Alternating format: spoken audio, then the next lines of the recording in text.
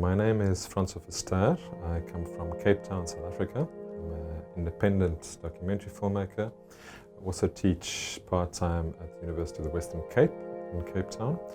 I am at Indiana University to present two of my films called The Dream of Shahrazad and Sea Point Days, and also giving a masterclass in documentary making.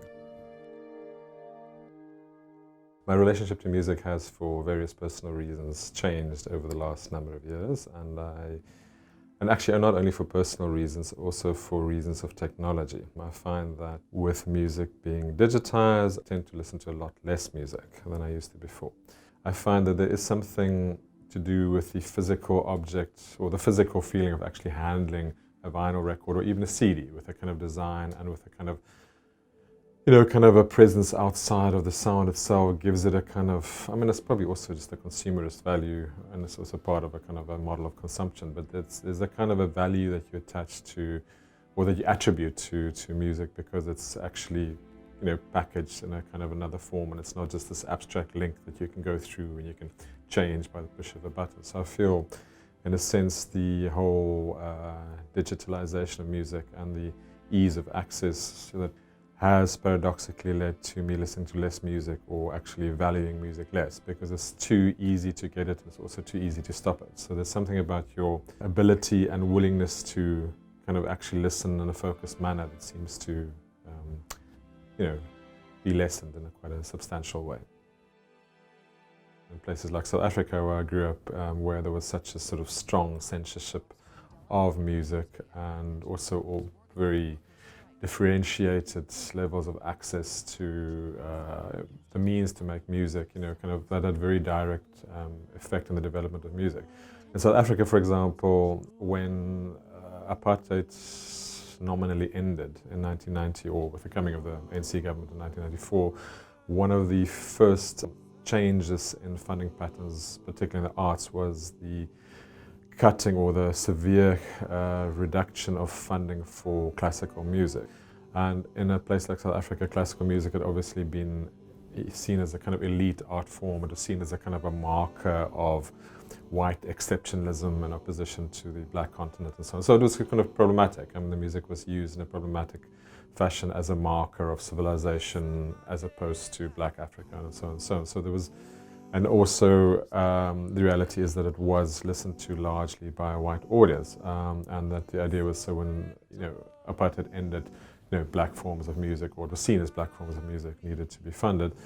But in a way, that was not actually true, because so I myself, for example, have made a number of films dealing with so-called classical music in South Africa, and what became very clear to me is that a lot of the kind of music I, as a middle-class white person, grew up with was also listened to by working-class or kind of intelligentsia class black people and much poorer families. And the difference was that there was not the same kind of access to both performance but also to instruments. So people speak a lot about choral music being a kind of a natural phenomenon among black South Africans and so on. But if you look at the actual history, a lot of people sang because they didn't have physical access to instruments. So I think that's a very clear way in which certain musical traditions were formed through kind of, I guess, materialistic reasons or political reasons. I find it very odd when somebody says they don't listen to music. I think my sense is that there's something wrong with them, that they're emotionally lacking. And then I think, well, that's preconception on my part, but I think music is a relatively free space for emotional association, so it's not realistic. And I think what makes music so powerful for people is that it gives a space for free reflection, it gives a space for imagining your world differently. But apart from that, I also think because of the way musical structure works, I suppose I'm thinking particularly about kind of traditional tonal music, where there's all these mechanisms of return to the, to the dominant. So in the sonata form, for example, you start with a theme, and the theme is basically challenged by, by the other elements in the music, and eventually the elements get kind of integrated. So there's a sense of healing, because you associate with the theme and you battle with the theme through the other parts of the music. You come out feeling reintegrated. So I think music, you know, as a lot of musicians would say, it's the healer. It's the kind of, and I think that because of the structure of music, it's a kind of a process, firstly, of breaking your real world associations and then structurally having a kind of a psychologically recuperative effect. And I think in that sense, music is important. But I think it's a fact of life. I don't think you can't judge whether it's important or not. I just think it's there. It's going to be there no matter what you do. I used to be a live performer when I was in my days of my youth, and I still really love playing music. I do it very rarely, but there's a experience that comes with not only performing, or maybe a solo performer can happen, but there's an experience of communion either with people listening or with the people that you're playing with that is very, very different from listening to recorded music. And I think the kind of with the rise of the kind of home recording industry in the late 70s or maybe the early 80s, you know, Foster recorded and so on. I mean, I think it did change the nature of music in such a way that I think people kind of crave the live performance. And I think particularly now that, I mean, as I understand it, seeing that bands are not making that much money through album sales anymore. There's been a return to saying that it's actually the concert performances that sort of generate revenue. So I think there's much more of a kind of emphasis on the ritual of music being performed, on the kind of actual performance and the kind of live experience of music.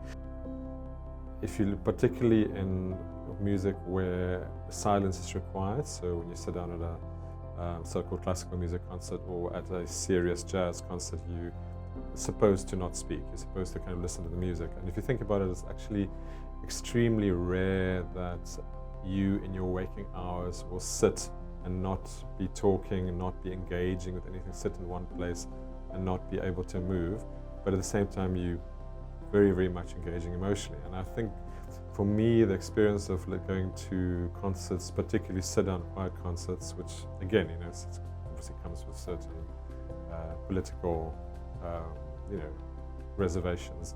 But the experience for me is often one of healing in some ways. I find myself getting ideas for films or for stories. I find myself thinking positive things about people around me. I find myself feeling good about myself. And there's something about the kind of, I guess, the therapeutic nature of having to sit in one space and meditate. I think there's something there's a kind of a guided meditation that comes with listening to music in a kind of a formal, quiet setting, which I don't know, I find that of my deepest experience in that kind of setting.